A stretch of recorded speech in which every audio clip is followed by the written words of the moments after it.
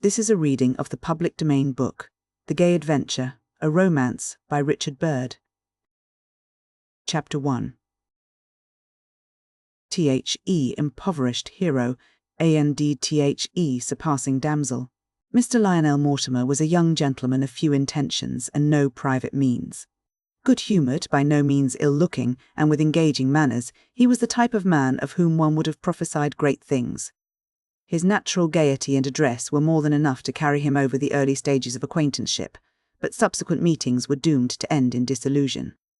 His cheerful outlook on life would be as much to your taste as ever, but the want of a definite aim and an obvious inability to convert his talents into cash made you shake your head doubtfully.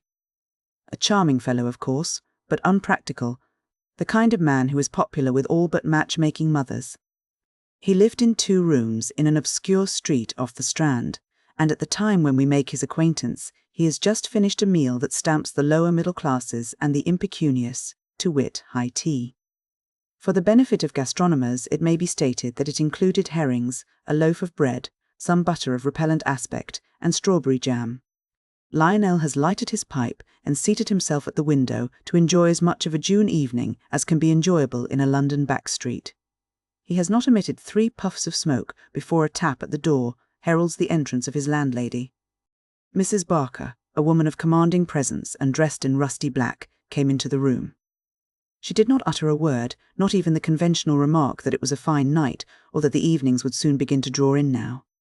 With a funereal but businesslike demeanour, she began to remove the debris of the meal, at intervals giving vent to a rasping cough or a malignant sniff.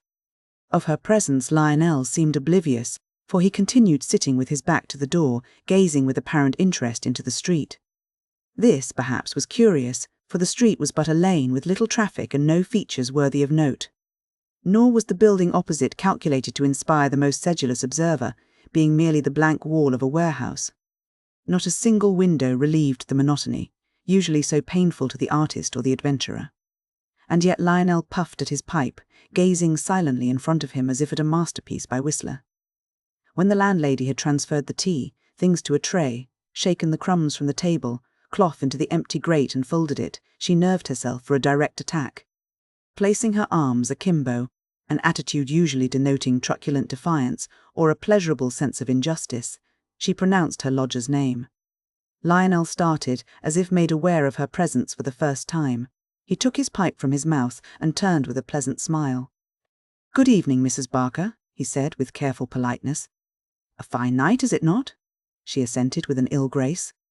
Without giving her time to add to her appreciation, Lionel continued in suave but enthusiastic tones. "Oblige me, Mrs. Barker, by observing the manner in which the sun strikes the opposite wall. Notice the sharp outline of that chimney-pot against the sky. Remark the bold sweep of that piece of spouting, a true secession curve of which the moulder was probably completely ignorant. Again, the background, that dull grey monotone." This rhapsody was interrupted by Mrs. Barker, whose artistic education had consisted in a course of freehand drawing in a board school and a study of the coloured plates issued by the Christmas magazines. It was hardly to be expected that she should wax enthusiastic over the warehouse wall. "It's no good talking, Mr. Mortimer," she said. "I want my rent." "And how reasonable," returned Lionel with increased brightness. "How much does it come to?" "Certain tokens of copper, silver, gold, with some trifling additions for food, fire, and so on." £1 3 for this week," snapped Mrs. Barker. After a pause, she added constrainedly, "If you please."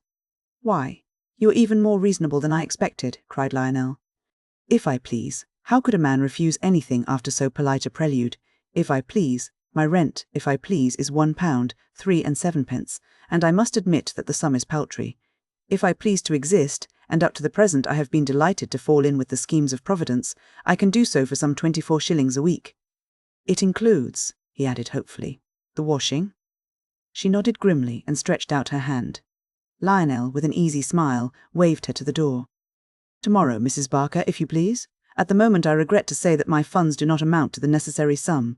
Tomorrow I make no doubt that—" Mrs. Barker interrupted with brisk invective. It appeared that Lionel was several weeks already in arrears. She, it seemed, was a lone widow, earning her bread by the sweat of her brow, and she would not be put upon. The position had become intolerable. Either he must pay his rent or leave the next morning. "Let us consider the state of affairs," said Lionel, unruffled.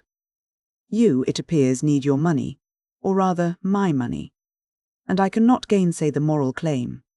You have attended to my simple wants in a manner beyond praise, and I would cheerfully pay you your weight in gold, after the pleasing custom in the East, had I the precious ore. But at the moment my capital," he searched his pockets, "amounts to 6pence halfpenny, hence the deplorable impasse. My profession holds out no prospect of immediate or adequate reward. Briefs are lacking, and editors slow to recognize merit. I have pawned such of my wardrobe as is not necessary to support the illusion of an independent gentleman. What do you suggest as a solution of our difficulties? It is repugnant to both of us that I should live on your charity. I am open to any bright idea." Unluckily, the landlady was not an imaginative woman. She could suggest nothing, save that Lionel should pay his rent or leave. The method of raising money was left entirely to him, but the necessity was insisted on in forcible terms. "An ultimatum?" said the lodger thoughtfully. "Well, I cannot blame you. As you have no illuminating schemes, Mrs. Barker, I must rely on myself, but rest assured that you shall be paid. What? I am young and strong, my clothes, thanks to judicious mending and a light hand with the brush, will pass muster. We are in London, the richest city in the world. I will go out and look for a fairy godmother." At this resolve, Mrs. Barker broke into cries of protest. With a feminine distrust of her own sex, she declared that no such creature should pass her threshold. For 50 years she had lived respectable, and it was her firm intention to die in the same persuasion. Lionel raised a deprecating hand. "You mistake me," he said in gentle reproof. "It was but a manner of speaking inspired by the recollection of Cinderella." Being, however, the masculine equivalent of that lady of romance, or shall we say lob lie, by the fire, and out of deference to your sense of propriety, I will strive to acquire a fairy godfather. "Till tomorrow, then, Mrs. Barker." He rose and politely held the door open. The landlady, carrying the tray and tablecloth, left the room in dudgeon. As soon as she had gone, Lionel's face lost something of its optimism, and he began to whistle a tune in a minor key. It was a music hall refrain, originally scored in quick time, and the major cleef, a gay lilt of the streets. Modulated by Lionel, under the depressing influence of Mrs. Barker, it became a dirge, incredibly painful to the ear. This even the whistler recognized after a few moments, and with a laugh at himself and his misfortunes, he seized his hat and went out. He was by no means clear as to his immediate intentions. Save that his urgent need was money, he had no definite idea or plan. How to compass the few pounds necessary to discharge his debt and make sure of a roof was at present beyond his wit, seeing that the situations for men like him are not picked up in a moment. He had been expensively educated at a public school and Oxford, and had a bowing acquaintance with the classics and a tolerable knowledge of law. For 3 years after taking his degree, he had led a pleasant life, eating dinners, reading law and writing. By his pen he had made some £60 a year, by the law, nothing. His father had given him an allowance while he lived, but 18 months previously his business had failed, and the consequent worry had driven him into the grave. His wife had died in giving Lionel birth. After his father's death, Lionel perforce had put forth more strenuous efforts. He had even written a novel and sold it for £30. 1 or 2 plays lay in his desk, or manager's monument, chests, and a number of pot-boilers were soliciting the favourable consideration of callous editors. It had been a precarious though interesting existence, but he had kept his head above water until the last few weeks. Now he was standing on the curb in the Strand, wondering amiably what he should do. My best chance, he thought, watching the stream of traffic that never failed to fascinate, would be to write a loathsome article, topical, snappy and bright, and try to sell it for spot cash. I do not think it would be much good studying the advertisements and applying for a post as clerk or secretary. I hate the notion of being a clerk. There is envelope addressing, I believe, but I write a villainous hand, nor do I care to call upon my friends and expose my unhappy condition. Since his father's death, Lionel had naturally given up his old way of life and dropped out of his usual milieu. No, I think the loathsome article is clearly indicated. What shall I write about? How it feels to be out in the streets? The psychology of landladies. At a loose end, a curbstone study. How odd that I am desperately in need of money and hate the thought of sitting down to earn it. How much pleasanter would it be to stand here and wait for an adventure, for the fairy godmother who troubled the conventional Mrs. Barker? After all, it is not impossible. A horse might take fright and bolt, the driver lose his head, a beauteous damsel sits wringing her hands in the carriage.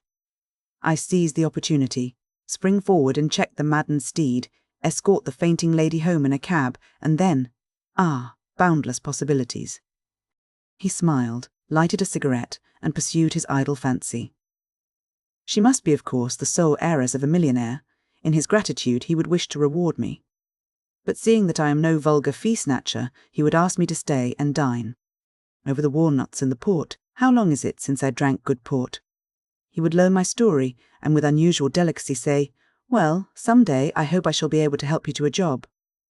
I leave his house, warm, full-fed, hopeful.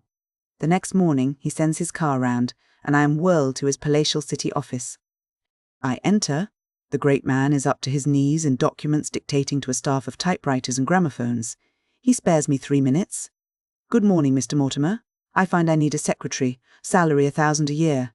"Oh, a bagatelle, I know, but you would have opportunities. Politics, perhaps. Anyhow, a beginning. Care to connect?" I accept with diffidence.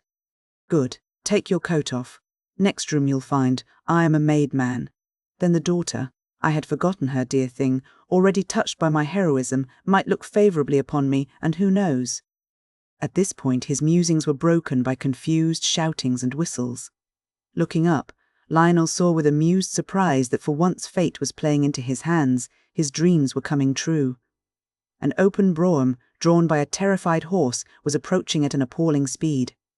The coachman, crazed with fear, was standing up, tugging vainly at the reins, white and shouting. In the brougham, pallid but calm, sat a girl of about 23. Her lips were slightly parted, but no sound came from between them. Courage held her erect, motionless and silent. The traffic divided before the swaying brougham like waves before a cutwater. When it was 50 yards distant, the coachman lost all control of himself and with a scream of fear leaped from the box. He came down on his feet, staggered against a portly merchant, who went over like a ninepin, and lurched heavily onto a policeman preparing to make a dash for the horse's head. The constable fell with the man, and the pair, Hero and Craven, rolled comfortably in the kennel, clasped in each other's arms. Lionel, thus favoured by destiny, fitted his hat more firmly to his head and prepared to make his fortune. In his early youth he had read that the best method of stopping a runaway is to run in the same direction. Remembering this, he set off at full speed, and by the time the horse was level with his shoulder, he was running almost as fast. With a judicious leap he sprang at the reins, clutched them, stumbled, recovered, and still ran. He was strong of arm and at least 12 stones in weight. The horse, already half repentant of his lapse, was not inclined to support so heavy a burden at his mouth. A few yards more, and the heroic part of the episode was over. Several officious touts were holding the horse's head, and another policeman was preparing to make notes. Lionel, panting from the unusual exertion, turned to look after the lady. She, who had behaved with such admirable composure while danger was imminent, now that it was over, lay in a faint. As he raised her in his arms, he noticed with satisfaction that she was certainly beautiful, and her clothes expensive and tasteful. "Ha!" he thought whimsically. "A secretaryship, governor of a crown colony at least. I must take a flat tomorrow." He bore her into a chemist's shop that stood conveniently near, and placed her in a chair. While the chemist was applying sal volatile in the genteelest manner, Lionel was wondering whom he should ask to support him at St. George's. It was not long before the lady recovered her senses, and she opened her eyes with a ravishing sigh.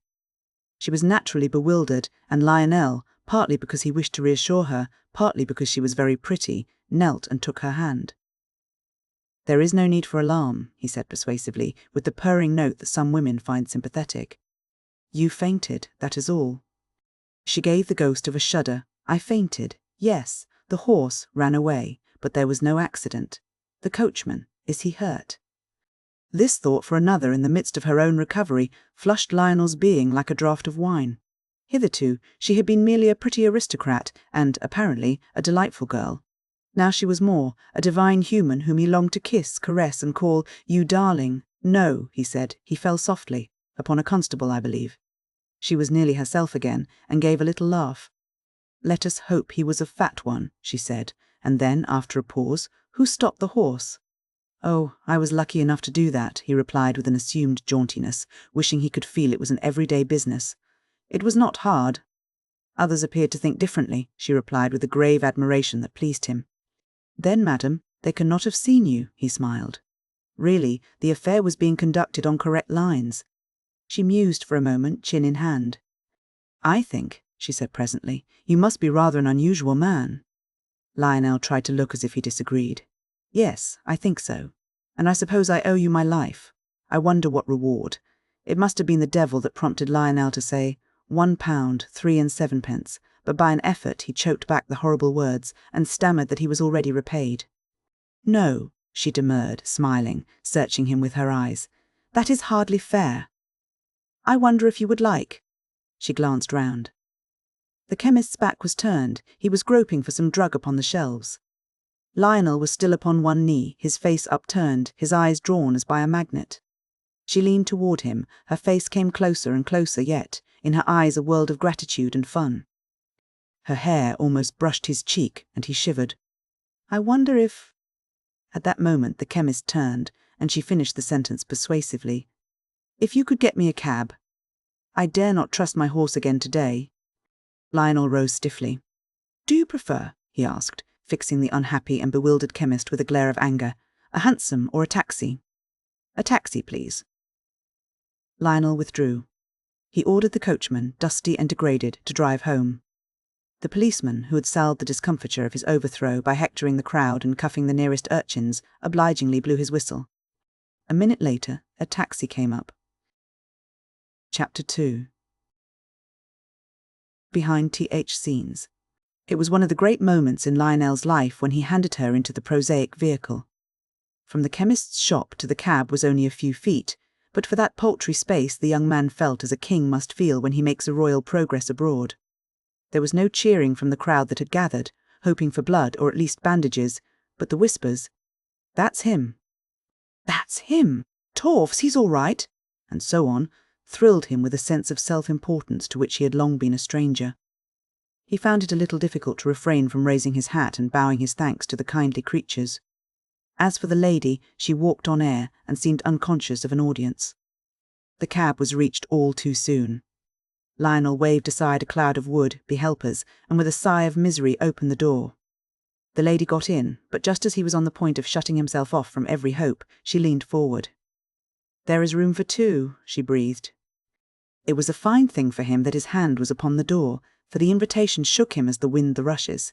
The crowd, the pavement, even the gross material substance of the constable, reeled before him. He heard but dimly the voice of the chauffeur asking whither he was to drive. To heaven, he muttered, and then recklessly, or hell if you like. The chauffeur looked anxiously at him, fearing he had suffered mentally from his exertions. Lionel caught the suspicion in his eye and steadied himself. I beg your pardon, he said brokenly. I was repeating some poetry of my childhood. Paradise Lost, Milton, you know. Can't imagine what put it in my head. Drive round and round the park. Which park? Asked the man gruffly. The farthest and biggest, said Lionel, and clambered in. They drove for several minutes without a word being spoken. Lionel was so amazed by the aptness and desirability of the adventure that he could not utter a word. He could only think, what a perfectly topping girl. How will it end? What shall I do? Say, think. She's the most charming creature I have met. She invites a kiss, might I? Be careful, Lionel. Your fortune is at stake. The secretaryship, Mrs. Barker and her rent. A false step would ruin all. Besides, she is such a dear. These and 100 other fancies flickered through his brain. The strange lady was silent too. It may have been that she felt she had been a little imprudent in her invitation to the cavalier, hero though he was. Leaning back against the cushion, she gazed pensively out of the window at the streets and traffic, lost in thought. Her companion stared fixedly at the stolid back of the chauffeur, that, at least, was real and a corrective. It was the lady who spoke first, and with a sympathetic, engaging accent, nicely calculated to stir the most sluggish blood. Well, she said. Lionel awoke from his trance and turned. Ah, he murmured, and seized her hand. He raised it to his lips and kissed it with a passionate reverence. Ah, he said again, and ah, punctuating the exclamations with tender salutes. You should not do that, reproved the lady, though her voice betrayed neither astonishment nor indignation. It is foolish, she laughed musically. Foolish, echoed Lionel with a fine contempt. Madam, it is anything but that. If this be foolishness, then youth and joy and a careless heart are folly, and woman is folly. I thought that men were agreed upon that, she said. Cynics and pedagogues may hold the heresy, admitted Lionel, but not the happy, the young and the wise. Your youth and happiness are patent, she retorted, but how am I to be sure of your wisdom? He laughed. If you accept my youth and gaiety, I have good hopes of convincing you of that. She withdrew her hand from his ardent clasp, as if he had been too presumptuous, or at least premature. Lionel cursed himself for a coxcomb, and hastened to make his peace. You are not angry? He asked anxiously. I have not offended you. No, she said, after an infinitesimal pause. I am not angry.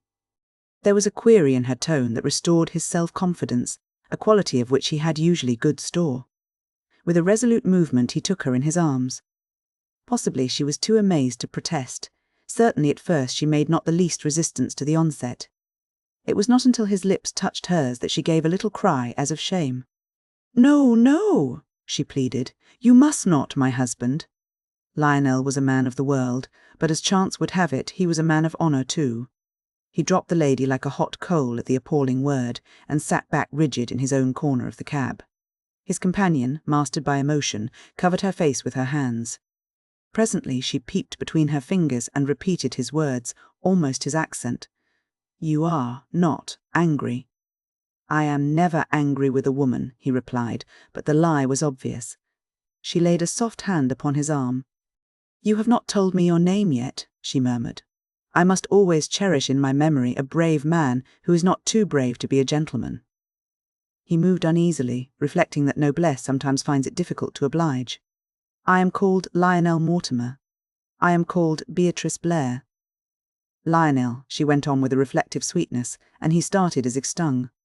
Her hand restrained while it aroused him. No, you must not mind that. I call you Lionel because— She turned aside as if struggling with her feelings. I am a mother. My little boy was called Lionel. I am sorry, he said sincerely. Go on. You must think hardly of me. He shook his head. Yes, you must. It is only natural. But I should like you to know the reason why I asked you to. By this time Lionel was in a very good humour with himself. Warned by his recent heroism and virtue, flattered by the interest shown in him by this delightful creature, he was prepared for anything. I never ask a woman for a reason, he said, smiling. I have the most complete faith. How old are you? She asked, and when he answered 27, she laughed. They drove in silence for a space. Presently she asked what time it was. He put his hand to his pocket and then withdrew it. She had observed the action. Your pocket has been picked? No, he said frankly. As a matter of fact, I pawned my watch a week ago. Then you are poor, she cried impulsively. Oh, I beg your pardon. I did not mean— Lionel was never disconcerted by his lack of means, and the chuckle was perfectly honest as he replied, distinctly poor. I am glad to think I can still create an illusion of wealth in an artificial light, but really I am worth very little. You do not mind, she said, her eyes dancing. I admit, he said, that I should prefer to be well off, but being poor, I see no use in making myself unhappy. I should prefer to pay half a guinea for a stall rather than a shilling for the gallery. Still, I contrive pretty tolerably to enjoy the play. You are a philosopher, she approved. A poor man can't afford to be anything else. After a pause she said, It must be getting late. Will you please tell the man to drive to the Macready Theatre? The stage door. He opened the window, smiling to himself. An actress, he thought, the young man's dream of an adventure. This is absurdly conventional. After directing the chauffeur, he sat back, wondering what the end would be, content to wait on fortune. The lady, too, did not speak again until they had almost reached their destination. Then she took a purse from her satchel and said with friendly good humour, This is my frolic, and I wish to pay for it. Please. Lionel was too well bred to interpose bourgeois objections. Besides, it was a case of necessity. His sixpence halfpenny had been burning a hole in his pocket for the last 10 minutes. Fair lady, he said lightly, I would if I could, but I cannot. 5 shillings will be more than enough. She gave him half a sovereign, and he wished he had been a street Arab to whom she could have said, and keep the change. This, however, was clearly impossible, nor did it appear to enter the lady's head. After he had paid the man, she received the balance with a careless gravity. He raised his hat. You are not going? She asked in surprise. Unless I can be of further service. But that is why I have brought you here. You have not heard my reason yet, and you must, at least in justice to myself, this is only the beginning, you can be of the greatest service if you will. Come." Lionel followed her through the stage door. Adventure beckoned, and he was not the man to disobey the seductive finger. True, the lady had a husband, a scurvy thought, but he had proved himself as strong as she, and she was deucedly pretty. They passed the janitor, who touched his hat to the lady, and went along a passage, then up a flight of stairs and down another corridor, where sundry couples were lounging and chatting between their entrances. It was evidently a costume play, and the sight of doublets, rapiers and helmets was a pleasant thing after the drabness of the threshold. Illusion again threw her veil over the crudities of life, romance sounded the horn of hope, and hallooed Lionel to the pursuit. The lady stopped suddenly before a door. This she opened, and entered the room beyond. Lionel followed, closed the door, and looked about him. He was no stranger to the regions behind, for in his younger days he had been the friend of many actors and actresses, not a few. With the dressing rooms of the men he was well acquainted, those dingy colour-washed chambers, lighted by flaring gas, divided by racks for dresses, equipped at times with but the washing basin, stifling of atmosphere, with little room to turn about in. In his younger days, as has been observed, he had savoured the delights of these unromantic barracks, and had thoroughly enjoyed the experience. Now he was Blaise. Of the women's dressing rooms he was ignorant, but in truth he was far from curious. He supposed they were something of a replica of what he had seen already.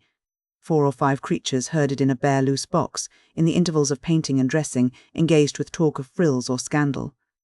The private dressing rooms of those great creatures, the leading men and ladies, were still a sealed book. He had never known, oh horrid thought, a lead, and he surveyed the present room with interest.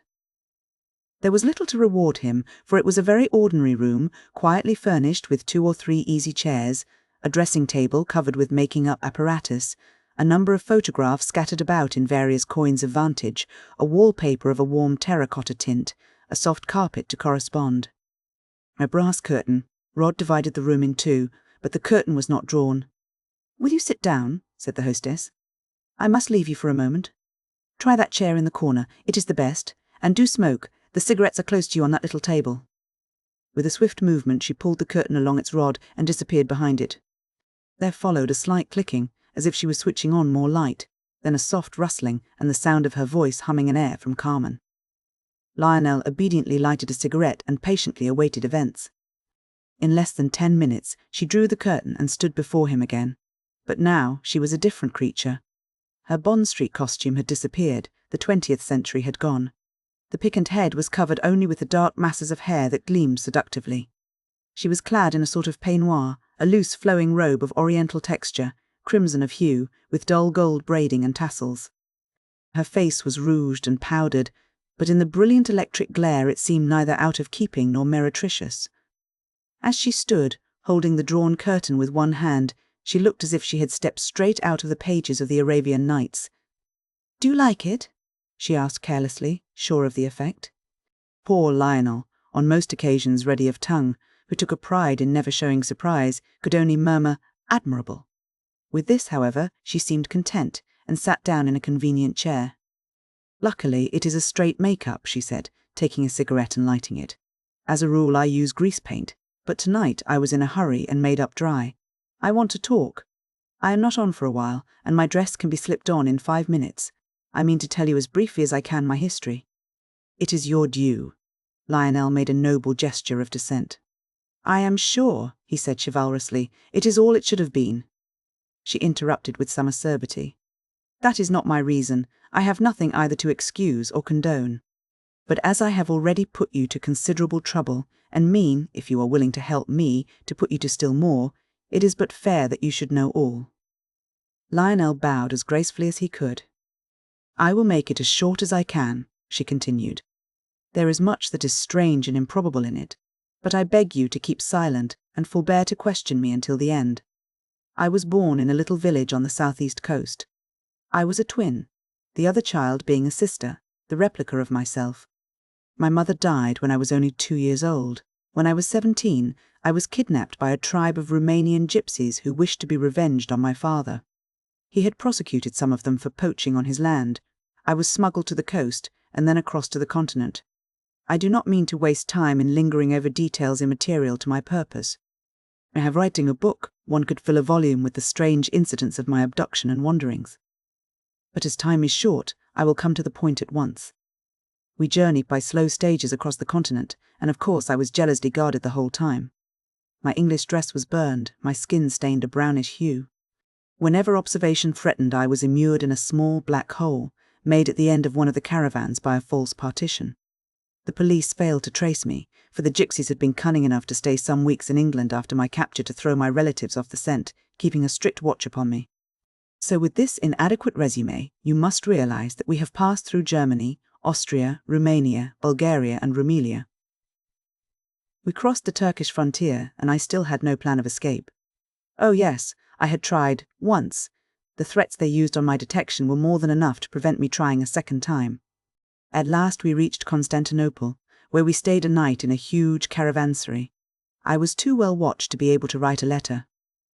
The next evening I was sold to a Turkish officer of the Sultan's bodyguard. Blindfolded and gagged, I was put into a kind of sedan, chair under cover of darkness, and carried to his palace. I was escorted to a fine suite of apartments, furnished in the Eastern manner, but lit with electric light. By this time I was so inured to tribulation that I slept peacefully the whole night. The next morning, the lord of the household arrived. He salaamed profoundly and plunged at once into the business of the day. "Fair lady," he began, and I was surprised at his excellent English and supreme courtesy. "Believe me when I say that I regret your sufferings. But as I am not the man to beat about the bush, I make bold to inform you, with all possible respect and determination, that you are destined to become my wife." I was not unprepared for this, but replied firmly that I would never marry anyone against my will. I added that I was a British subject, and that as soon as my plight was known, I should be rescued and vengeance exacted. He laughed pleasantly. "This is not England," he said, "and you will never be rescued. Let me put the matter plainly. I have brought you to satisfy a whim. I have long wished for an English wife, because I happen to admire English women more than any others. I have made efforts to contract an alliance by orthodox methods, but have not succeeded. Set your mind at rest, however. I intend no violence against your lovely person. If you refuse me, you will remain a prisoner in a gilded cage, but no harm shall come to you." "But why?" I began. He waved his hand. "Because I could wish that you might learn to love me. At present I cannot expect it. For the future, who knows? I am a bachelor by choice. You need have no Western fears of polygamy. I am rich, young, and powerful, and I hope that you will find out that, though of another civilization, I can fulfill your idea of a gentleman. For the present, your jailer and lover bids you farewell." He left me in a state of stupefaction. For some days after this I saw nothing of him.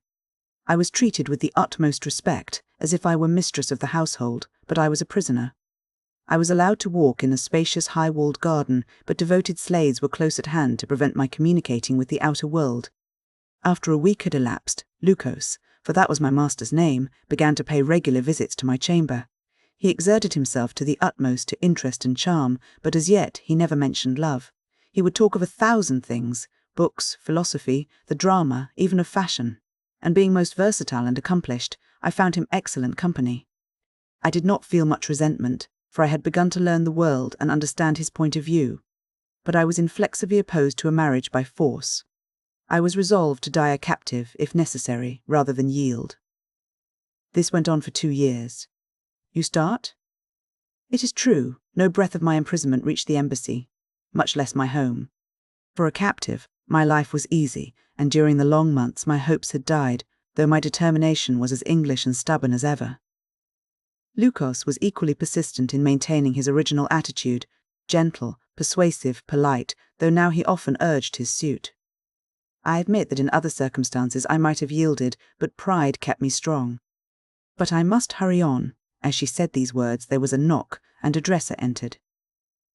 20 minutes, Miss Blair, she said, without a glance at Lionel. More than enough, said the strange lady, but she rose as she spoke. You will stay to hear the end, Mr. Mortimer. I am on for most of this act, but if you find it interesting, please stay and smoke. You must excuse me. By all means, said Lionel, rising. Shall I? He looked toward the door. Oh no, she replied, and drew the curtain once more. Then she and the dresser disappeared behind it. A brief interval elapsed, and she came forth dressed to play her part. She threw him a bright smile as he sprang to the door. "You must theorize till I come again," she said cheerfully, and he smiled back. The dresser followed her mistress, and he was left alone. Chapter 3. Confidences. This, thought Lionel, as he waited for her return, is a queer business. A very queer business indeed. Here we have the indispensable ingredients for an adventure. Night, a pretty actress, and an impecunious young man who has played the noble hero. What happens?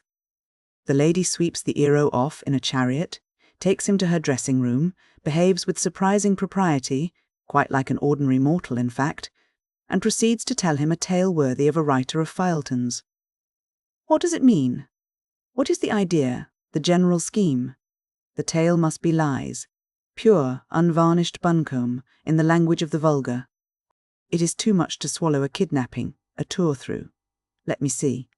Germany, Austria, Romania, and Bulgaria and Rumelia, a bashi-bazouk in Constantinople, a forced marriage, I suppose that's bound to come, and all the rest. No, my delightful charmer, this really is a little bit too much. Your emotional faculties and the life of the footlights have led you astray. But he shook his head, dissatisfied. The simple explanation that she was telling, lies, was too simple. It explained nothing. The remembrance of her delicious personality sent incredulity to the right, about.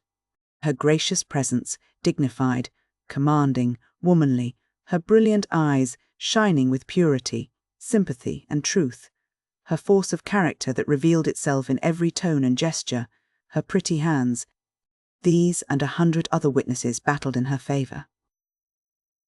Besides, he thought, striving to weigh all evidence impartially, what possible object could she have in lying to me of all people? She knows I am poor and useless for purposes of blackmail. She is too ethereal a creature for a vulgar intrigue. Of that I am as sure as that I am neither mad nor dreaming. No, the bare hard facts go to prove that she is telling the truth. Again, why should she lie to the hero who has saved her life? Surely the hero may bring that forward with justice. Not guilty, my lord, he said aloud, acquitting the fair defendant with a convinced enthusiasm, for he was really glad to believe the new goddess a goddess indeed. Then for a moment doubt returned. But this room, this girl, the whole adventure is so fantastic, the tale so unlikely, that I can hardly, Lionel, enough. It may be true, and the evidence is in her favour. Be content to wait on events. At least, it is a variation from the normal, an agreeable break in the monotony of Mrs. Barker and the world. Let me seize the moment, enjoy my brief hour, and allow the future to take care of itself.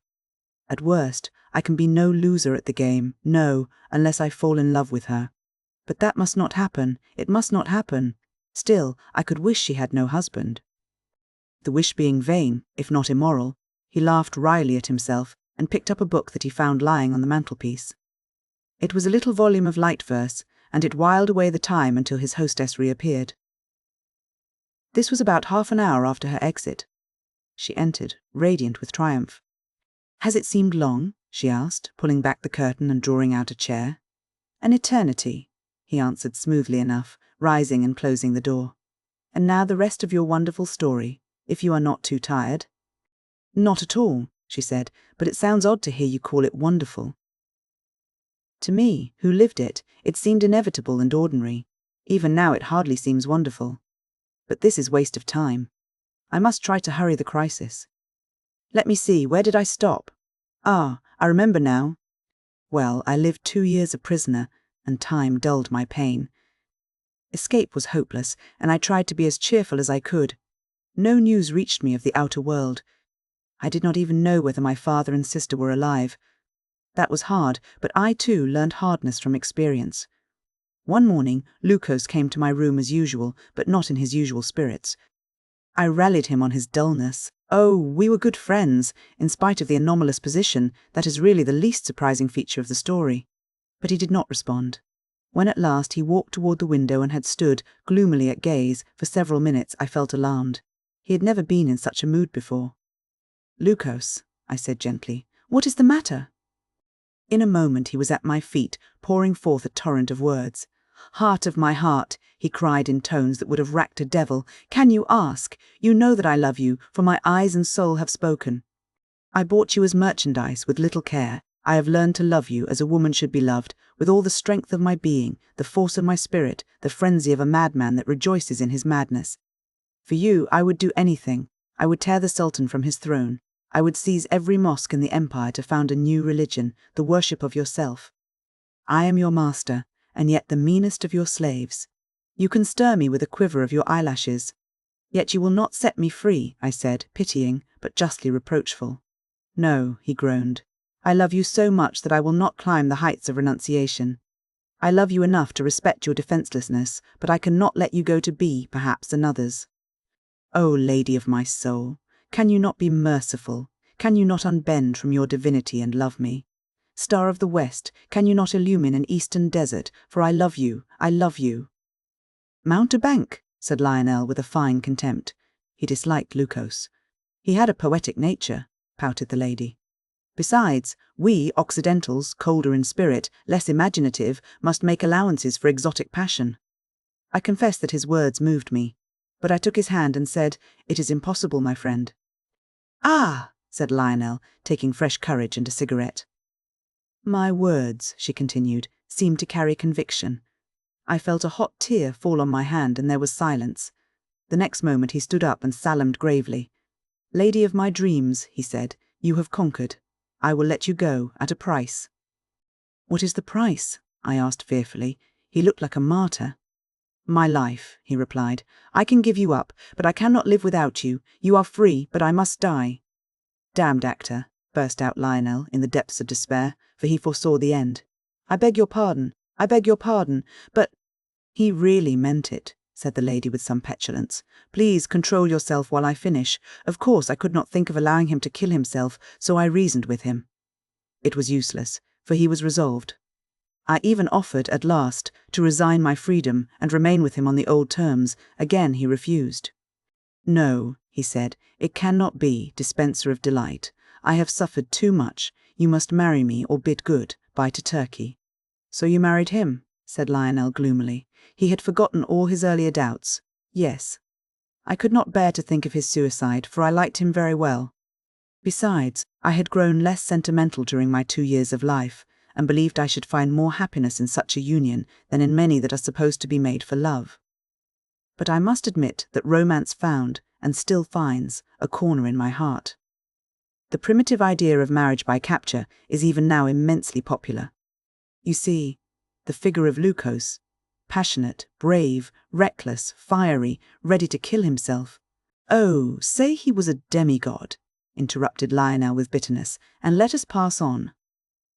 "All these Byronic attributes," said the lady calmly, "combined to whip my reluctant liking into a passable resemblance to love. Well, I let him go, as far as the door. As he was opening it, I made my decision and whispered, 'Lukos.' He turned, looking like a magnificent tiger, crouching for a spring. A light gleamed from his eyes, rivaling the flash of his jewelled sword hilt, with a bound.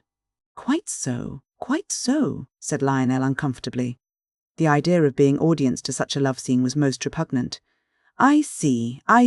Of course he would be immensely pleased. In fact, quite another man. Well, you married him." "The next day," said the lady.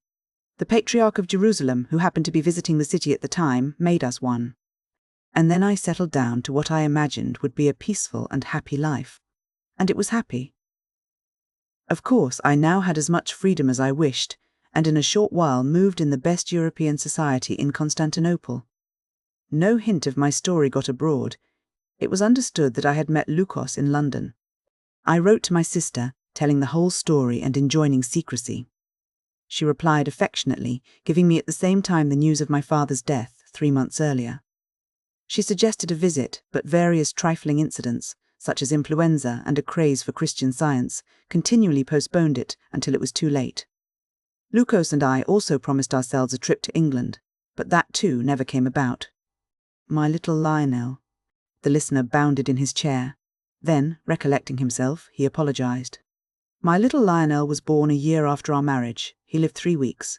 At the moment I was stricken, but in a very short time I felt that he was fortunate. The end came thus. A month later, Lucas entered my room one afternoon with a grave face. "My wife," he said, "you must be brave. We leave Constantinople tonight." "Why?" I asked. He explained hurriedly. It seemed that for months past the Sultan had been intriguing with a foreign power against Great Britain. Lucas had got wind of the negotiations and knew the policy was fatal. He recognized that the interests of Turkey were bound up with those of England. He resolved to foil the Sultan's plans. 2 courses were open to him: a revolution and a new dynasty, or a disclosure of the plan to England. Averse from plunging his country into civil war, he resolved to try the latter first. After assiduous bribing, he secured a draft of a secret treaty between the Porte and the other power, but within 24 hours suspicion fell on him. He was warned that arrest was imminent. Flight was imperative. "Disguise yourself as a puschik, water carrier, and go on board our yacht at once," he said. Then, drawing a bundle of cook's vouchers from his pocket, "Take these in case anything happens. And this too, it is the treaty. If anything happens to me, do not wait. Fly to England and take the treaty to the English Foreign Office. I cannot go with you now. There are duties to be done first, but I hope to join you. If I do not come by 11 o'clock, weigh anchor. I shall have died for my country. You will do this for the sake of Turkey." My eyes filled with tears, but I knew that I could serve him best by obedience. "Yes, Lucas," I said, and his eyes spoke his gratitude. We embraced and parted. I reached the yacht safely and found that steam was up already. The afternoon and evening passed like a heavy dream. At 10:30 Lucas had not come. 11:15, and I was still alone. At 11 o'clock I wept, for I had grown to love him well. But I was true to my promise and ordered the captain to start. We reached Brindisi in due course, and there I determined to go overland to England, sending the yacht back in the hope that it might still be useful to my husband if by any chance he escaped. I did this, and in a very short time found myself in London. "And took a taxi to the Fo?" said Lionel with interest. Really, it was a most exciting story. "No," said the lady. "The day I reached town a note was left at my hotel. I had been dogged. It was written in Turkish and ran, 'The day the British government receives your communication, that day your husband dies.' There was neither address nor signature. It proved that I and my schemes were known, but it proved that my husband was still alive. This gave me hope. With the treaty as a lever, I might yet free Lucas. I have been working to that end for 6 months, ever since I came to England. It is a slow business, this diplomacy, but I am beginning to have strong hopes. And now I think it is almost the time to strike." "But you must be careful," said Lionel anxiously. "With such a document," she smiled faintly. "Twice already they have made attempts." She opened a drawer in an escritoire near at hand. Within lay a small but serviceable revolver. "See, I always go armed. Of course it is useless to approach the police. That would sign Lucas's death warrant at once." But to return and finish my tale, as soon as possible I wrote to my sister. I did not go to her, not wishing to involve her in my perils. I explained as much of the situation as I could, hinted at high politics, and begged her not to see me till I gave the word. She was puzzled, but obeyed. She wrote back a loving letter, the most important feature of which was the news that my share of my father's estate, 800 a year, could be drawn on at Coutts. Already a handsome sum was to my credit, for I had not required any money while Lucas and I were together. So with this sum, and Lucas's notes at my disposal, I was in no need of money. But I soon found that I needed a hobby to keep me from thinking too much, and that brings me rapidly to the stage. A hobby, under such circumstances, must sound curious, really. It is mere common sense. The paths of diplomacy I discovered were very steep. The movement of the wheels was very slow. When I had done everything possible and could think of nothing else, I had a great deal of time on my hands. Painting and music were not to my taste. Acting was, for I had always had, like most young people, a liking for the stage. Also, like most young people, I believed I had the dramatic instinct. I got to know a manager. With money things are easy. And he gave me a small part, a few lines, in a new play. There was nothing in that, but what followed was really my one piece of luck. In return for a consideration, he allowed me to understudy the lead, never dreaming my capacity would be tested. A fortnight later, my principal slipped on a fruit skin and broke her leg. The incident gave rise to a correspondence on the banana fall in one of the cheaper papers. I played the part that night, and unlike most young people, my belief in myself was justified. I was a success. The manager, rejoicing that he need not look for a new principal, plumed himself on his discernment and boomed me for all he was worth. Well, I was a success, but naturally I had to pay the price. In this case, the price was my sister's affection. From the first, she had objected to my going on the stage. It was a case of conscientious prejudice, and that is one of the stubbornest things on earth. She had written daily letters of appeal, and all my arguments were useless. I do not wish to dwell on this, enough to say that there grew an estrangement. Now, we do not even write. Strange, said Lionel thoughtfully, how even the best can be obstinate. I hope that time may— That reminds me, said the lady briskly, shaking off her sadness and glancing at the clock. I shall be on again shortly. Will you do something for me? Thank you. I was sure you would. At 11:15, go out and get me a cab or a taxi. Now, it is important that we should not be seen leaving the theatre together. There will probably be spies.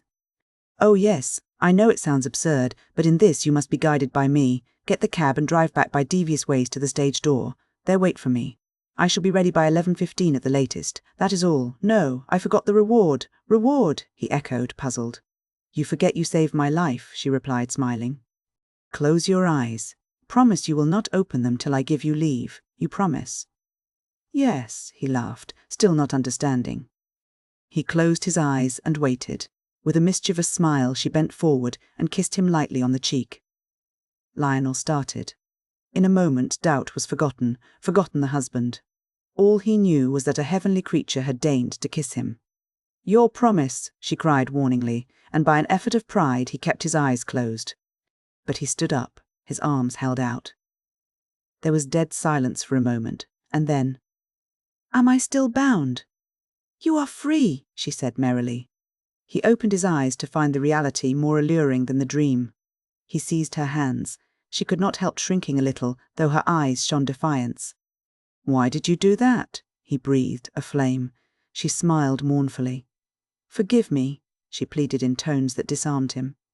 Lionel remembered his role as a man of honour and dropped her hand. I beg your pardon, he said, but a little bitterly. She lowered her eyes. It is I who should beg yours. I must go now. 11:15. Feeling that romance was somewhat overworked, he replied, Right-ho! Chapter 4. Breakers ahead. At 11:30, Lionel found himself enjoying a tete-a-tete supper in a Bloomsbury flat. He had obtained a cab, as commanded, and the lady and he had driven home together. There had been no adventures, no spies, no melodrama.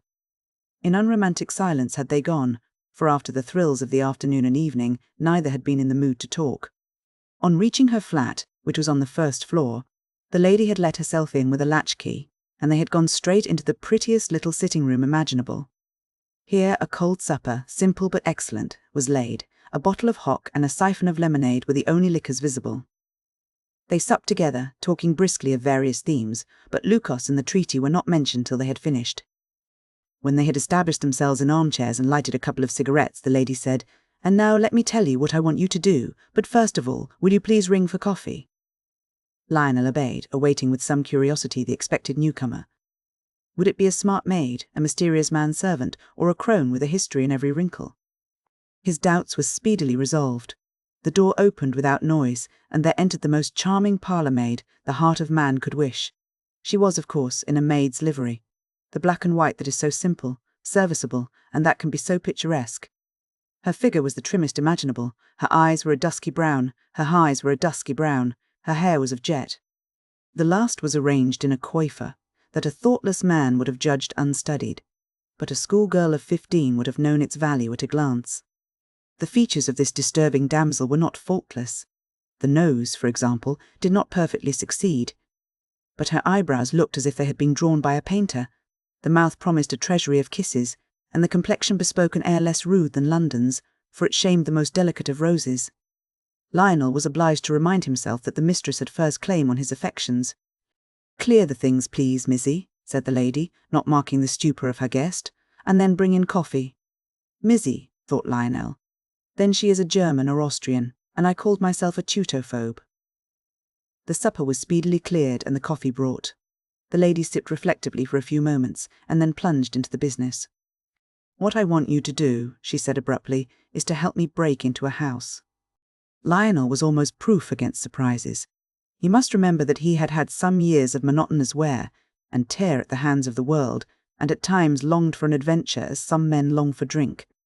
But he prided himself on his self-control, and had felt sure that he would meet any adventure with an assumption of ease, however joyful he might feel within. So far he had done pretty well. He had stopped a runaway horse, rescued a charming actress, spent a few thrilling hours in her company, and on the whole had kept himself in hand. But to be asked in a matter-of-fact tone to help in committing a felony was almost too much for his sang-froid. However, he remembered that good fortune has its price, and that great achievements need great sacrifices. Besides, she was so adorable, and he hated to back out of any enterprise. "By all means," he said with a wan cheerfulness. "When shall I start?" She laughed. "That is so nice of you, not to ask why. I will tell you a little more, to assure you that our burglary is perfectly honourable. We start presently, in a day, 2 days, a week, I cannot tell. The fact is that I think a crisis is approaching. I am sure that very soon a favourable opportunity will present itself to make use of the treaty. Some little time ago I determined to hide this document. It was no longer safe to keep it in my own hands." "Why not a bank?" he began. "My friend, you have no idea of the importance of the affair. Probably the bank would have been safe, but governments do not stick at trifles when the destinies of nations are at stake. Almost certainly a colossal bribe would have been offered, and even bank officials are human. So I resolved to be simple, original, and daring. I hid the treaty in a house not far from here. How it was done, I will tell you another time. What I want you to do is to help me regain it. I would go alone, but now I have begun to think it better to have an aide, in case I fail. You realize what it may mean if we are caught. A prison, for you must not explain. Can you do that?" "I am ready," he said with a laugh. When she looked at him like that, he felt that nothing mattered. Besides, it would be a thrill. "Good," she said with enormous appreciation. "And now I am going to bed. I am very sleepy." He rose, gloomily wondering when he should see her again. "Well," he said with an attempt at cheerfulness, "good night." "You are going?" she asked in surprise.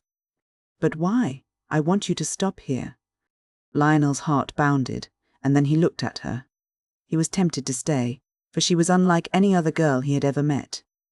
But that very reason made him pause. He knew he wanted to kiss her and that he must not. He thought he was not in love with her because he ought not to be. He knew that he would be in love with her if Lucas were dead, and because he felt that she mattered, he was resolved not to hurt her.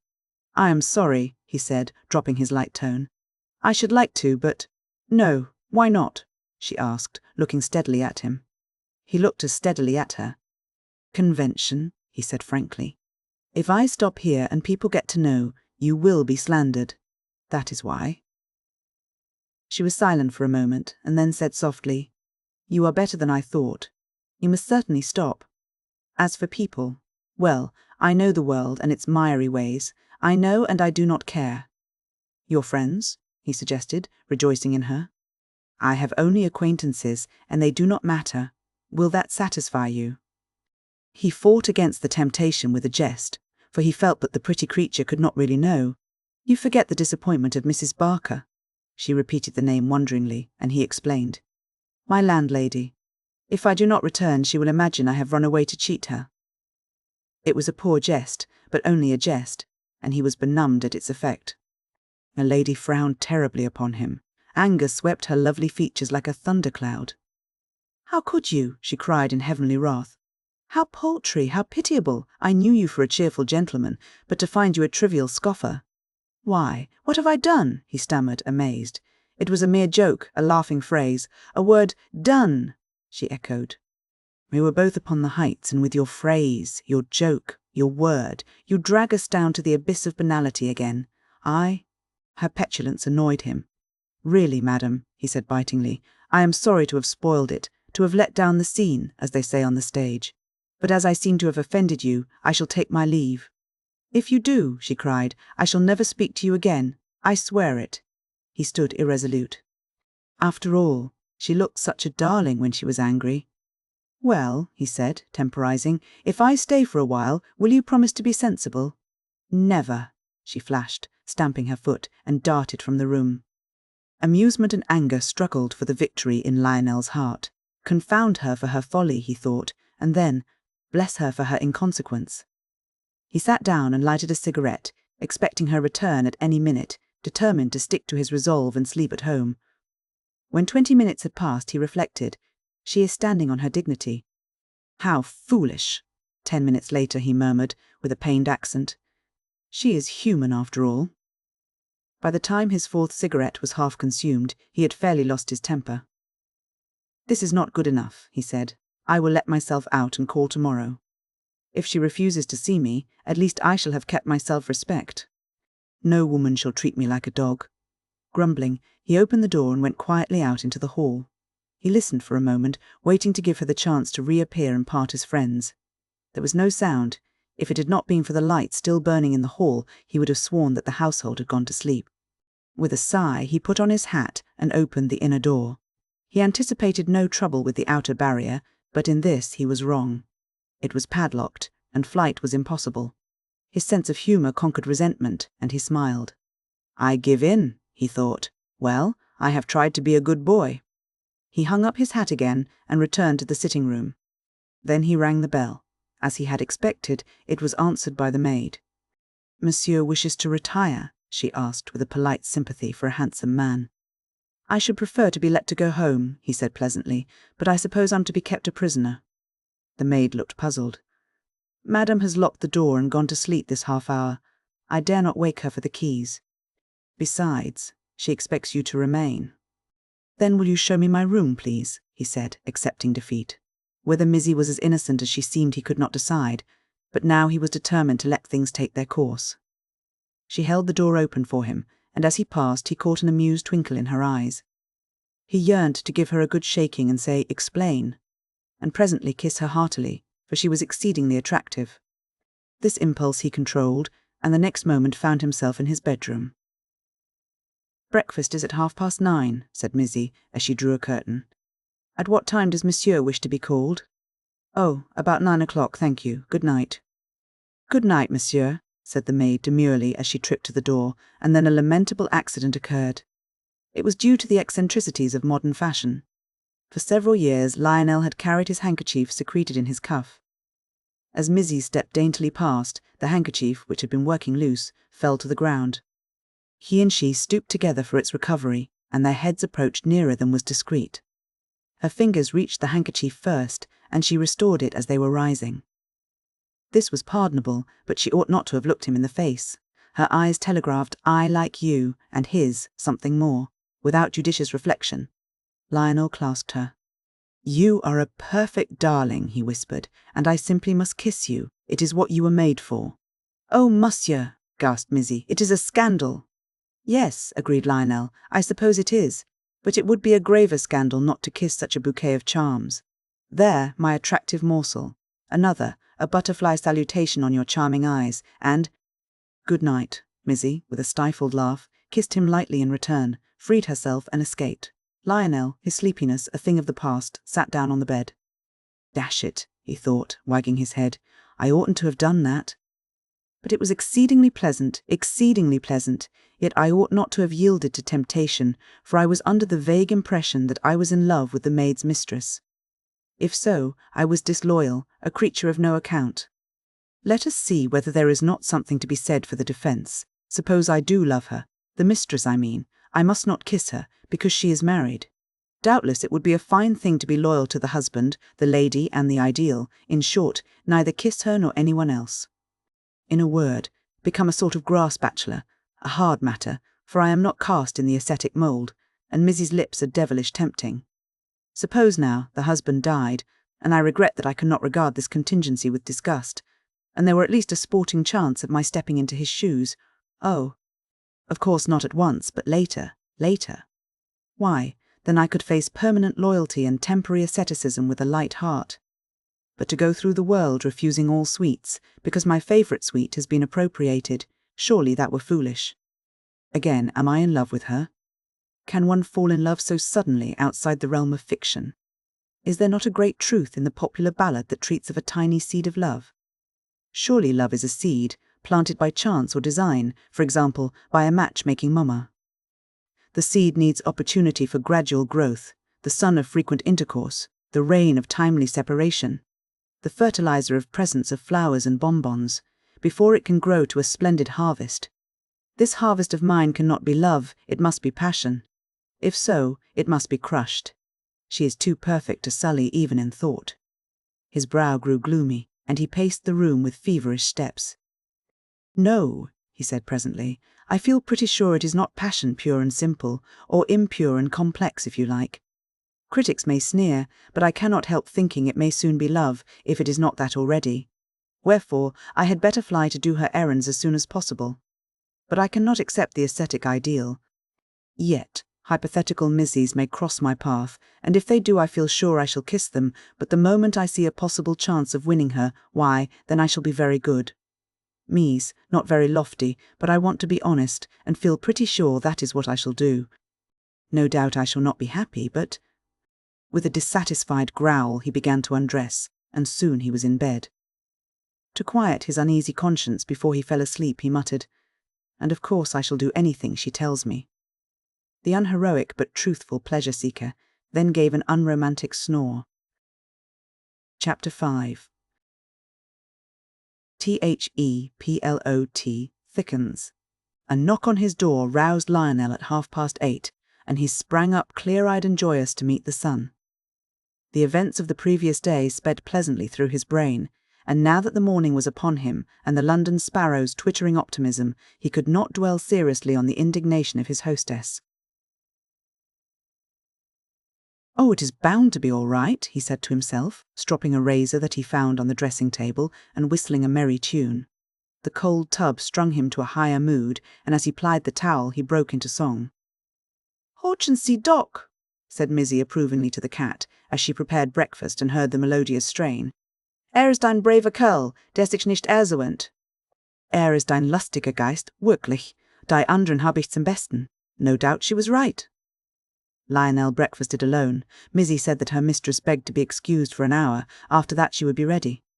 The maid lingered a moment more than was necessary after bringing in the coffee, and seemed markedly assiduous for his comfort. But Lionel did not detain her in conversation. He had no intention of elaborating the affair of the previous night. What amusement fell to his share he was ready to accept with a youthful zest, but he was old enough not to pursue happiness too zealously, nor to magnify trifles. A kiss was well enough, provided it embarrassed neither the recipient nor himself. He was never a man to raise false hopes or win success by lies or a pretended love. His philosophy embraced the theory that girls, or some of them at least, liked being petted, and he was not averse from the kindly office. Only, there must be a clear, if unspoken, understanding that he was not to be taken au sérieux. This philosophy, of course, did not apply to Beatrice Blair. She was altogether outside routine. He was a butterfly, if you like, but at any rate honest. So when Missy hoped that Monsieur had slept well, he said gravely, "Perfectly, ma petite," and asked for the morning's newspaper. She brought it with a pout of resentment, and as she handed it to him discovered a fly on his collar. This she was allowed to remove with the most absolute decorum, but when the operation was finished and she smiled persuasively, he stroked her hair paternally and said, "You must not be foolish, my child." Missy retired with a heightened colour, and he sat down with satisfaction to the cricket reports and devilled kidneys. To tell the truth, in spite of his arguments, he felt slightly ashamed of the momentary swerve from loyalty. His hostess appeared in due course, looking exceedingly pretty and self-possessed. She was dressed smartly in blue, a colour that contrasted favourably with her hair and eyes. Lionel thrilled with gladness at the sight of her, for in brief moments of doubt he had thought that perhaps his imagination had played tricks. The night and artificial lights might possibly have lent her a fascination that would pass with the dawn. Could there indeed be so delightful a creature in London? These doubts, it must be insisted, had been exceedingly brief. Still, they had had existence, and the joy of seeing them dissolve like frost in sunlight made life more desirable than ever. There was no embarrassment at the meeting. Both were highly civilized, educated, up-to-date, with a kindred instinct of what to admit or ignore, a knowledge of the times when silence or speech was best. The lady made no reference to the impasse of the night before, and Lionel was too full of the present to dwell churlishly on the past. Instead, they talked cheerfully of trivialities for a time, and then Miss Blair announced her intention of going out to do some shopping. "I will not ask you to come with me," she observed, smiling, "for I can guess how bored you would be. But I shall be with you again for lunch. For the present, au revoir." Lionel, who would cheerfully have carried a score of parcels or hat boxes for the pleasure of her company, had no choice but to acquiesce. There was no pressing reason for returning to his lodgings. Indeed, there was every reason for staying away until he could earn some money. True, there was no immediate prospect of acquiring any, but at least he was in the middle of an interesting experience, and he had promised to help in a burglary. So with a fine disregard of circumstances, he chose the most comfortable armchair and the lightest novel he could find, and put the cigarette box within easy reach. Thus he passed an unprofitable but pleasant morning. Miss Blair returned soon after 1 o'clock, and they had lunch together. In the afternoon, they went for a drive in a hired motor to Thames Ditton. They stopped there for tea and got back to Bloomsbury about 7.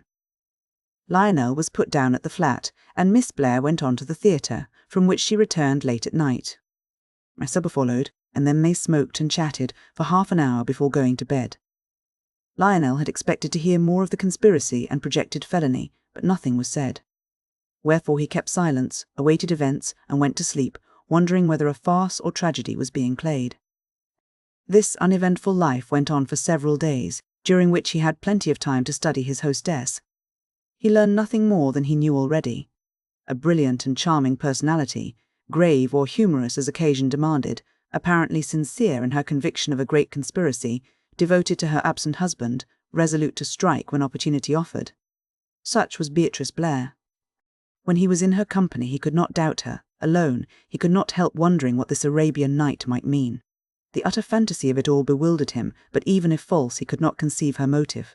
In the end, he usually came back to the conclusion that the apparently absurd was true, and always that at all costs he would see it through to the end. Her attitude to him was that of a gay comrade. There were no more gratitude kisses, no hint of danger. She had referred only once again to his act of stopping the runaway horse and her wish to do something to show her thankfulness. This he had laughed at. Now that the opportunity had come, he was loath to use it. But in a subsequent conversation she had learned that he had written several plays, all unacted, perhaps even unread. One lay at that moment in the office of Ashford Billing. A prominent manager, she knew him, and promised to spur him to read Lionel's play himself. Lionel thanked her, but did not build any castles on so flimsy a foundation. He had been knocking at managers' doors too many years to have any illusions. So day followed day without anything to break the pleasant monotony. Lionel and Beatrice were rapidly cementing a friendship that was more than a friendship to him. Only the remembrance of Lucos kept him from showing something more of his real feelings, the remembrance of Lucos and the aloof friendliness of Beatrice herself. There was but one fly in the amber of that perfect week, and that was the attitude of Mizzy. Since the morning after his arrival, Mizzy had waited on him with an air of courteous disapproval. She had been as polite as ever, as demure and piquant as could be wished, but she had been less communicative, less sympathetic with the stranger. Even in the presence of her mistress, there was a suggestion of frigidity that was galling to a sensitive man.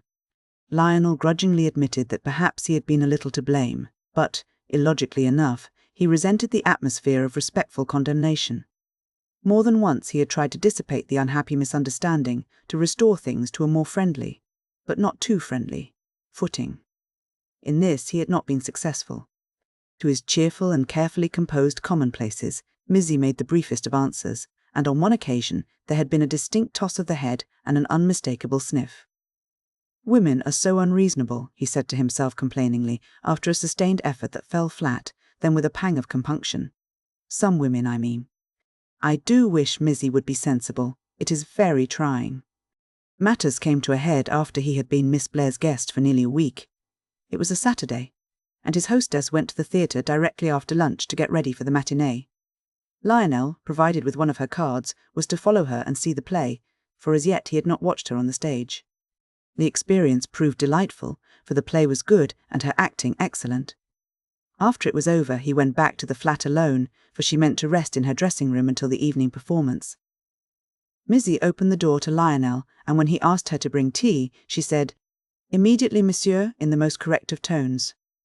Disapproval still hung heavily about her, mixed, as it seemed, with something of compassion. Her attitude was almost that of a perfect mother to a well-meaning but erring child. "Hang it," thought Lionel as he waited in the sitting room. "She has no business to behave like this. I have a good mind. A jolly good mind, too." He fell into a reverie and gloomily whistled the opening bars of Chopin's March Funèbre. Presently, the maid brought in tea. She set the tray on a little table, placed a cake stand within easy reach, paused to make sure she had forgotten nothing, and then asked, "Is there anything more, monsieur?"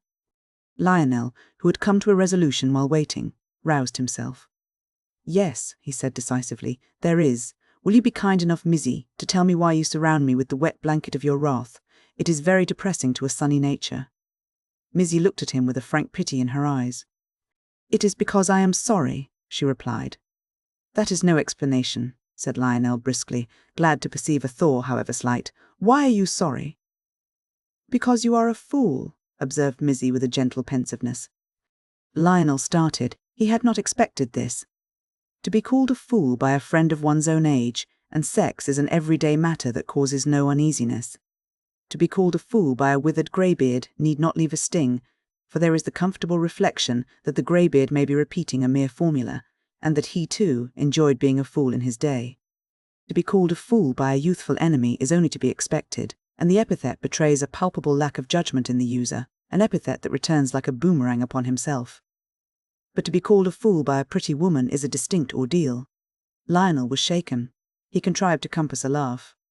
It was not an infectious cachinnation, but still it was a laugh. "Will you tell me why I am a fool?" he asked in a moment. "Certainly," said Mizzy, still in the same gentle tone. "It is because you are the slave of my mistress."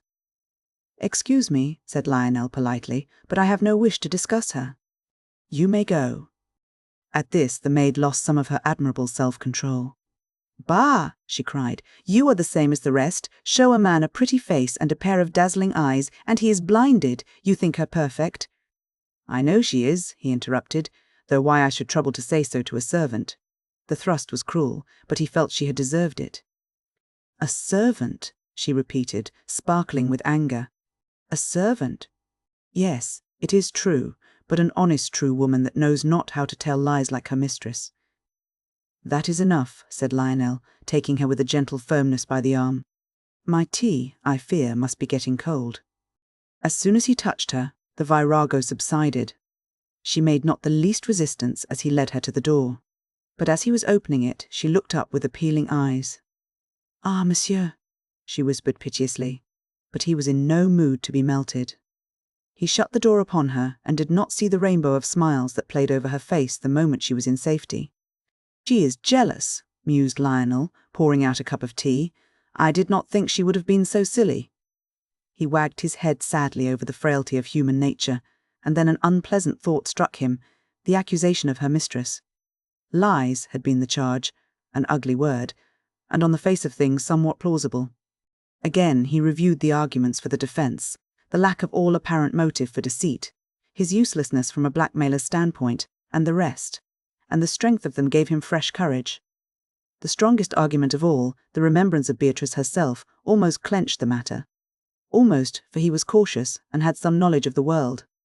Still, he was young and hopeful, and the obvious jealousy of Mizzy was an additional reason for discounting her assertions. "Lies or not," he concluded, "it is too amusing to let slip. Besides, she is such a dear." The object of his devoted suspicion returned soon after 11 that night, a little tired, but full of kindliness and mirth. "Oh," she cried as she entered the room, "I hope you haven't waited supper for me. If so, you must be ravenous." "Of course I waited," said Lionel. "Shall I ring?" "But why hasn't Mizzy set supper?" asked Beatrice, pausing in the act of taking off her hat. "I don't know," said Lionel carelessly. "It is true we had a slight difference, but surely—" She caught up his words. "A difference with my maid." Lionel cursed his stupidity in silence. The unlucky words had slipped from his mouth unheeding. He stood dumb. "What was the difference about?" asked Beatrice frigidly. "Did you try to kiss her?" At this stroke of feminine intuition, Lionel felt himself to be in deep waters. He was no lover of lies, and to this peerless creature a lie would be doubly treacherous. On the other hand, something was due to Mizzy. Not only had he tried to kiss her. The feat had been successfully accomplished. "Do you think," he asked reproachfully, "that the moment your back was turned I could transfer my worship to another?" "I think it quite possible," said the lady with a twinkle he did not see. "Then, madam," returned Lionel in his best wounded manner, "let me tell you what happened. I rang for tea. Your maid served it with a certain coldness of manner. I asked the reason, and she accused me of folly in being devoted to you. She even hinted that your words were not wholly to be relied on. I at once led her from the room." "Without a kiss?" "I held her at arm's length," said Lionel proudly. Beatrice said, in a meditative manner, and then, more briskly, "Please ring the bell." Lionel obeyed, and waited in some distress. Suppose Mizzy were to excuse herself by relating the incident in which he had been a partner? Would he be cast into darkness on the instant? What a nemesis for how trivial a misdemeanour! He heard the bell ring again as the impatient Beatrice pressed the electric button, and sweat broke out upon his forehead. A crisis was imminent. Still a third time the relentless tinkle sounded, and he was without plan, excuse, or counterplot. He woke from his anguish to hear the lady speak. "She must have gone out, I suppose, but we must make sure, perhaps. Will you come?" He followed her, grateful for the respite, and at a loss for the meaning. They went into the hall, and thence to the kitchen. No one was there. In silence they knocked on the bedroom door, but received no answer. Beatrice opened the door and peered within. She switched on the electric light, and they advanced. In the centre of the floor stood a portmanteau, strapped and labelled. Lionel lifted the label and read the inscription aloud. It was to a warehouse in Camden Town. "She has gone," said the lady in a whisper of tragedy. "She has gone." "And a good riddance too," returned Lionel with a vast cheerfulness. "But she might at least have laid supper first." "You do not understand," said Beatrice tensely. "This is no ordinary desertion. It means, I fear, that she has joined my enemies." Mahel's good breeding was not proof against the suddenness of this. He sat down abruptly on a convenient chair and laughed. "No, no," he cried.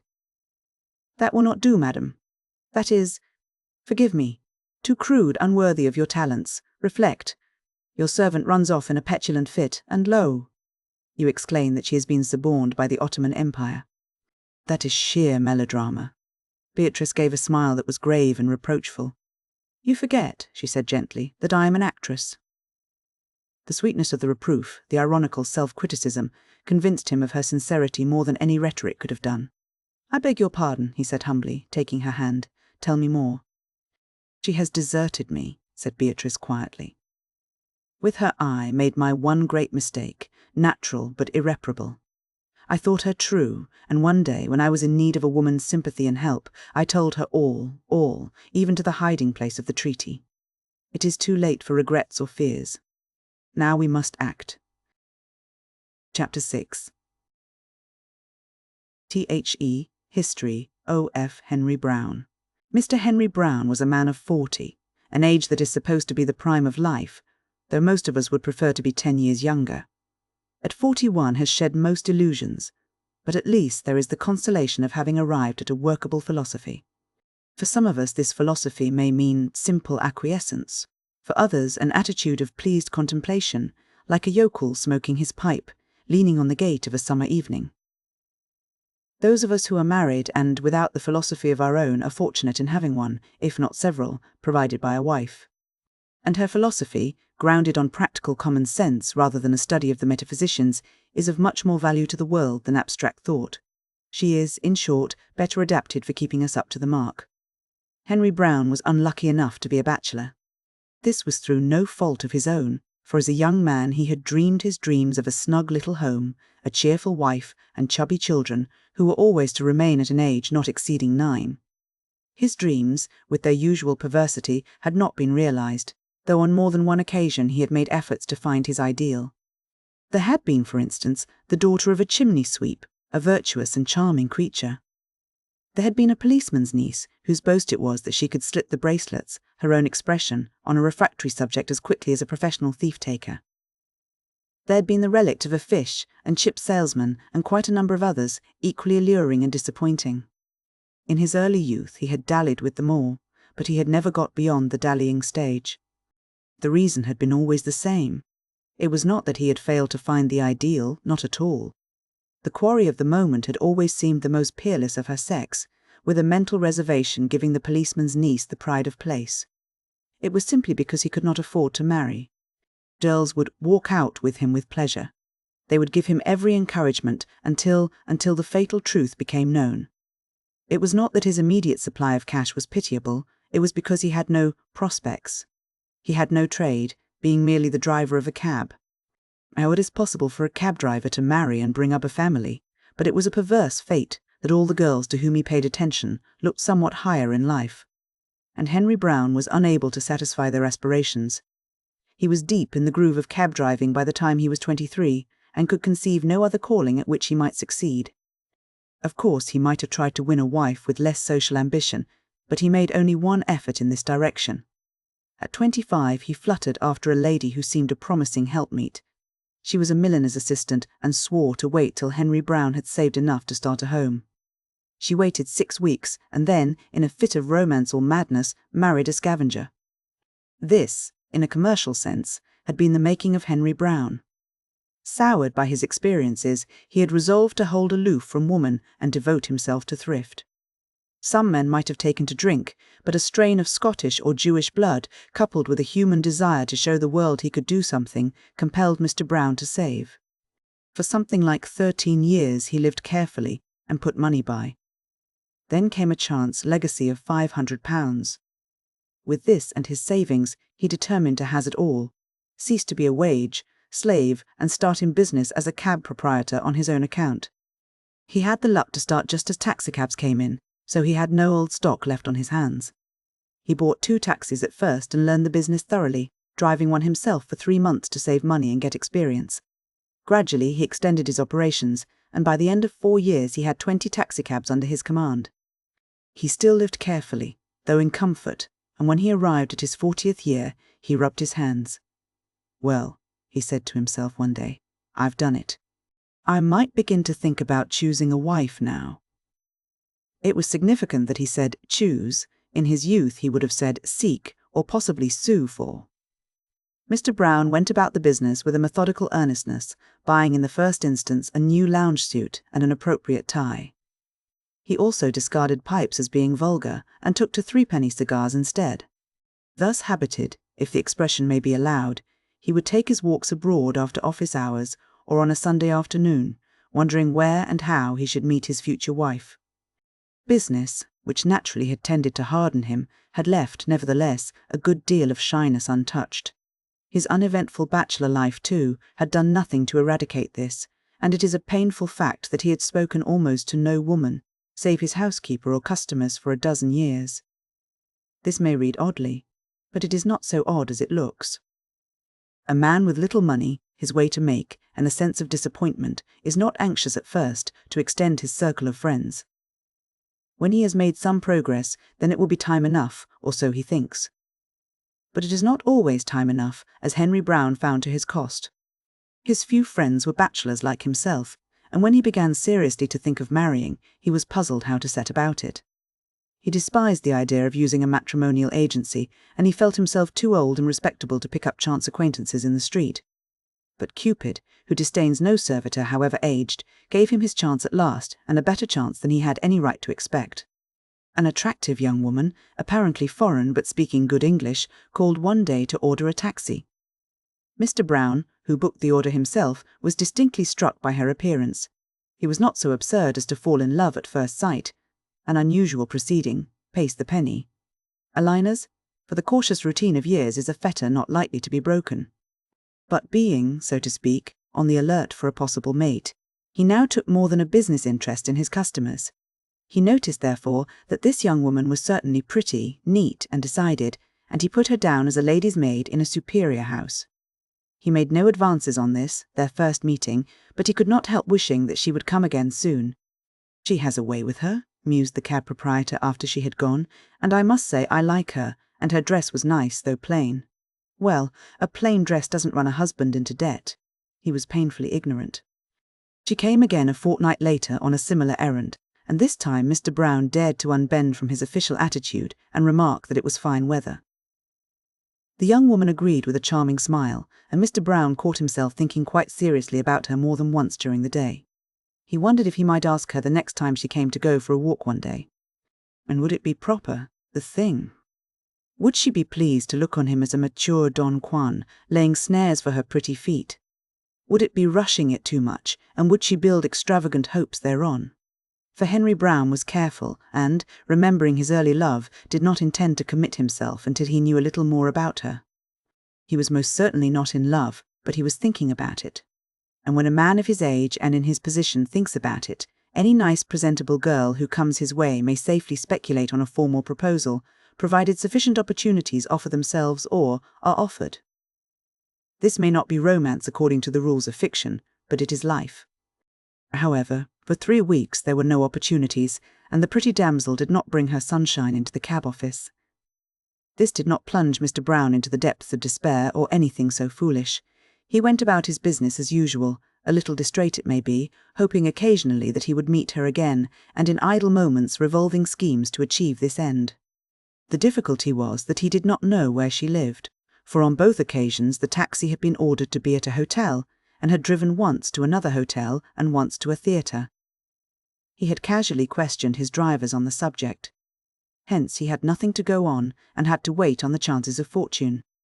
But a third meeting came at last, for he had the luck to meet her in a tea shop. She happened to sit down at the same table, and with a desperate diffidence Mr. Brown recalled himself to her. The young woman was very obliging and perfectly at her ease. Oh, but yes! She remembered him perfectly. His cabs were so much nicer than other people's, and after a becoming hesitation she allowed him to pay for an ice. From that time he was in the toils. In the course of their conversation he ventured to ask where she lived. She did not take any notice of the question, and he was too shy to press her. But on parting, a casual whisper thrilled his receptive ear. "I always promenade on a Sunday. If you really wish, I shall meet you at the steps of the National Gallery at 2:30. "You are discreet, nicht wahr?" Mr. Brown, who translated the concluding phrase as a term of endearment, or at least friendliness, began to feel that life was well worth living. He met her on Sunday, and they had a decorous but wholly satisfying promenade in the park. Tea followed, and he escorted her part of the way home. From that date, the Sunday walk became an institution, and even an occasional visit to the theatre of an evening was allowed. It would be tedious to follow the affair in detail. Suffice it to say that at the end of 3 months Henry Brown found himself sincerely in love. He had not made a formal offer as yet, fearing that the lady's heart was not sufficiently intrigued. He was immensely satisfied with the change in his life and new comradeship, which he hoped would develop into something warmer. But afraid of being too precipitate, he contented himself with making her presents of flowers, chocolates, or an occasional piece of jewellery of the Misbah type. He trusted that his personality, generous handling of the case, and time, giving her rope enough to hang herself, was his well-meant but unfortunate metaphor, would dispose her to favour his suit. The lady appeared perfectly content with the situation. She accepted his gifts with careless thanks and a charming smile, enjoyed the promenades, but was sedulous to keep him away from a definite statement or even a plain-spoken hint of his feelings. Was she a designing creature who wished to get as much as she could from him before saying no? And did a nobler emotion possess her? Was she judiciously probing his character and sounding the depths of her own feelings? However this may have been, there is no doubt that both were content with the present. And on a night in June, some 3 weeks before the events of the last chapter, Henry Brown might have been seen seated opposite his friend in a cheap Soho restaurant. They had just finished supper, and both were smoking. To be honest, Mr. Brown did not altogether approve of the cigarette, but he had never dared to object. Besides, he thought tolerantly, these foreigners. But what I wonder is, when they marry, do they take to a pipe? If so, good Lord. His distress vanished as he looked again upon her. She was too pretty to disapprove of. A bit of all right, he reflected. If only I dared ask her, and she said yes. The time for separation came at last, and Mr. Brown sighed as he helped her put on her coat. On the steps of the restaurant they paused, for it was raining. "You must have a cab," he said decisively, and then, hesitating, "I wish you would let me see you home for once." She glanced up. For this once, just a little way. Her partial acquiescence surprised him, for hitherto he had never been permitted to escort her home in a cab. As a hansom drove up in answer to the whistle, He wondered if it might be taken as a sign. With bounding pulses he thought, shall I risk it and ask her? And then, with a return of sanity, no, better wait and not spoil it. He handed her in carefully, stepped in beside her, and asked what address he should give. Oh, Trafalgar Square, she replied carelessly, and then Sting Pools if necessary. He obeyed, wondering what she could mean. The cab had scarcely started before she turned to him and said demurely, You must think this strange, immodest almost, but I have a reason. First of all, I wish to thank you for your many kindnesses. She paused, and he was understood to murmur, Not at all, an honour. She continued, But there is a question I must ask, and I beg a truthful answer. Why have you so befriended a poor and humble girl like myself? At this question, Henry Brown performed a volte-face. A moment before he had resolved to wait. But being in love, encouraged by an excellent supper and some Chianti, and fired by the graciousness of his divinity, he threw caution to the winds. Though in the privacy of his office, he had more than once rehearsed the scene and prepared effective orations, beginning, Miss, honoured Mamselle, and My dear Miss. He merely said, Well, it's this way, you see, I love you.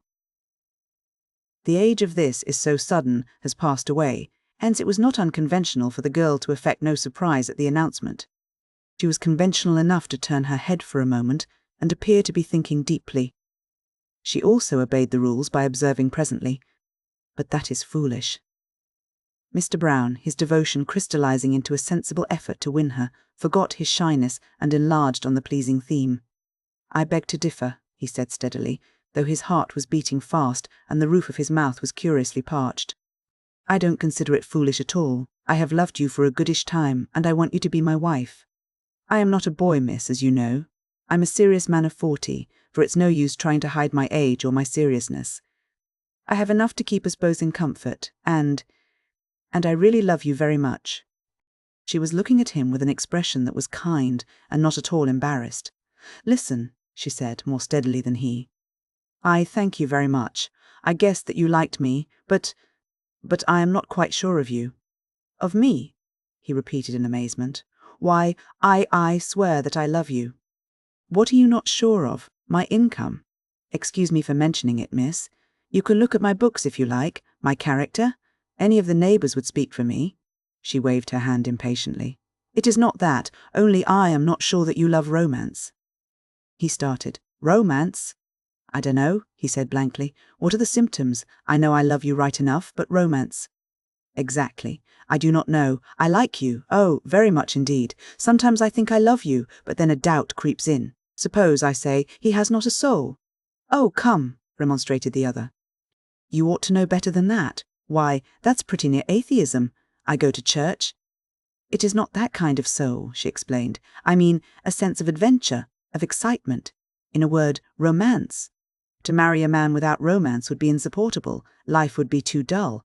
If only I could be sure that you had romance, I might— Try me, said the practical Henry. I must say, miss, I don't exactly see what you mean, but I'd do anything to please you.